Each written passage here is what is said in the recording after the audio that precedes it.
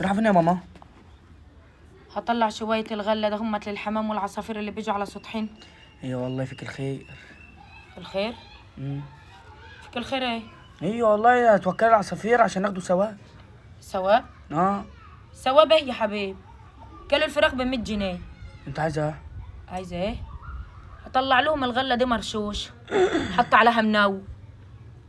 الحمامة اللي هتوطي تاكل من الغلة هتيجع تنقلب تدوق. يا لهوي اخدها اقطع يا رقبتها. نهار اسود. الله هتاكل حمام ميت؟ الله، مش ميت، هتبقى مدروخة بس.